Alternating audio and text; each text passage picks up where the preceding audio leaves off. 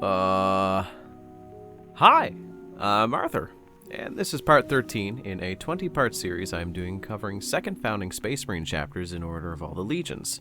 Do you need to have seen the other videos to understand this one? No, but it would make me happy.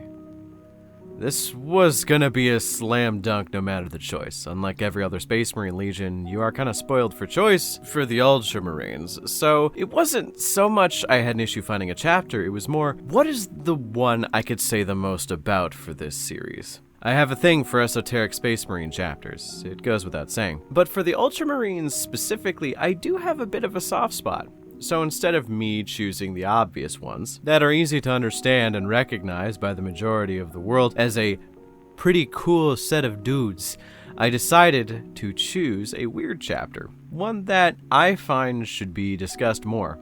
The Iron Snakes, a second founding Ultramarine chapter that proves the apple sometimes does fall pretty damn far from the tree. They are non-codex compliant and have one of the most interesting set of tactics that you could probably imagine for an Ultramarine successor. So, to understand them, you have to understand the big thing with them. That's the thing with all these chapters. They all have a big thing to their chapter that separates them from other chapters. So what is the Iron Snake's big thing? Well, the original founding members of the chapter are beyond honored in the eyes of the chapter, which has led to the formation of squads instead of adhering to the standard practice of companies and smaller groupings for combat deployments. The Iron Snakes have squads named after very important members of the chapter. It could be a founding member or just a veteran who was very good at what they did. These squads can number between about 10 to 20 usually, and each squad is sent on mostly individualistic deployments across the area that the Iron Snakes have been sent to safeguard. The Reef Stars, that is. A stormy and horrible set of planets that is filled to the brim with chaos cults, Dark Eldar, and so on. So squads are deployed to assist with every single planet as needed in these areas. It can be a bit rough because it is quite a large span of area, but from what I can tell, the average level of aptitude of the Marines involved is a bit higher than your average tactical Marine or Intercessor squad. So when they do arrive to these planets after months, they tend to deal with problems pretty quickly, with each Marine being a specialist in melee, ranged, and defensive tactics.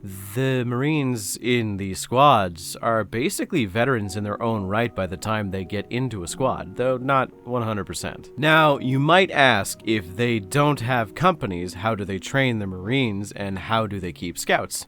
They don't. Well, they don't have scouts as you'd understand them for other Space Marine chapters. Essentially, they recruit from mainly their home world of Ithaca, which is a stormy shithole of a world, and for people who survive to become what would rank as a scout, they end up having to undergo traditional Space Marine trials and a few not so traditional ones.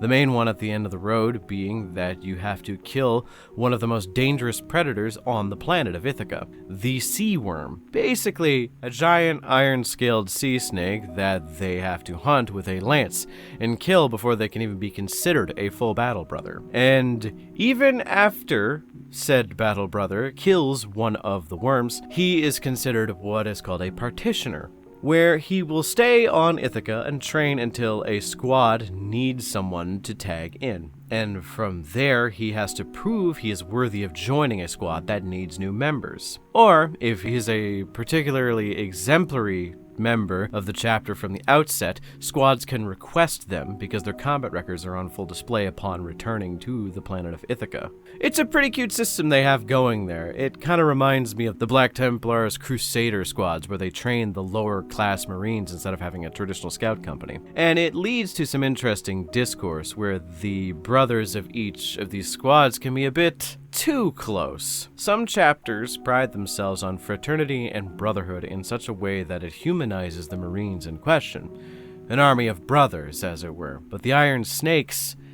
it's something different. You are sent off for years at a time and only have a single connection, which I will explain after this tangent, to your homeworld.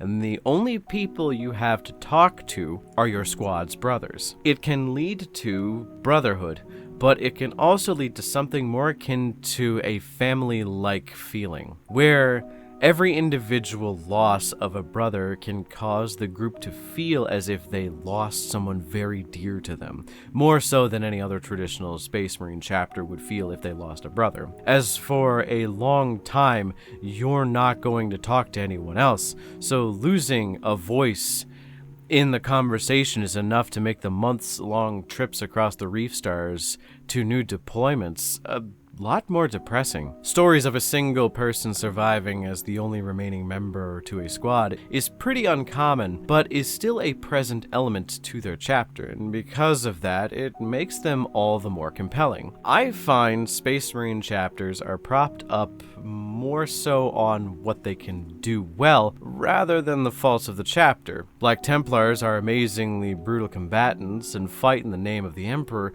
but they oftentimes have issues coping with emotions of grief and sadness, so it leads to them not being able to fully experience the human condition, as it were, which I think is very much a missed opportunity, which is definitely explored with the Iron Snakes. And when you take a closer look at the emotions of the Iron Snakes, they seem like the least indoctrinated Space Marine chapter, up there with like the Emperor's Spears. To be honest, if they ever work together, I swear to fuck, that'd be the coolest book ever. They have such similar traditions and a way of living. I think it's interesting to theory craft from there. Though, I digress. To backpedal a bit more, they have one connection to Ithaca. I mentioned it a bit earlier, but I wanted to save it as a bit of my closing element to discuss. So what is it? It is a small copper flask that contains a small amount of the sea waters of Ithaca. See, it is part of their culture to anoint every mission they conclude with a drop from their flask, and it can be done in many ways. Marking vehicles, drinking the water itself, or sharing the water with someone else. It is a sacred rite to them, and I don't know if it's ever confirmed, but I like to think that it is their personal timer in order to let them know when they need to come back to Ithaca. If they run out of the waters, or if they get close to it, they need to return to their home to refuel, restock, and replace the lost brothers they had. There is a final element to this ritual upon returning to the shores of Charybdis, which is their chapter's monastery on Ithaca. They have to dump out the remaining water that they have in those flasks back to the oceans of Ithaca, as well as, weirdly enough, deposit the ashes of the cremated bodies of their fallen brothers. From the sea they came, and the sea they shall return. It's interesting. I feel a lot of novels don't discuss where the bodies of dead Space Marines go. Sure, the apothecaries collect their gene seed, but what about the bodies?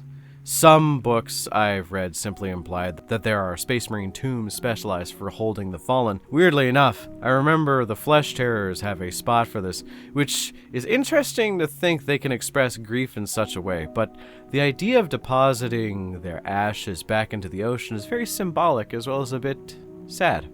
It's very bittersweet, and that's the way to see them. They are a chapter steeped in their own mythology and very bittersweet in their task. If you wanted to run them on the tabletop, you could just run them as a Deathwatch kill team and have various mixed squads to kind of fill out the way that their 10-man plus squads would run. I think as a chapter, the Iron Snakes are up there as some of the most underrated, and more people should play and talk about them, but that's just my opinion.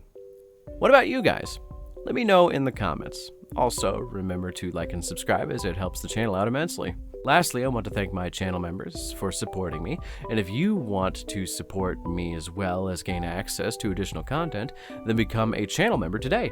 Thanks again for watching. Until next time.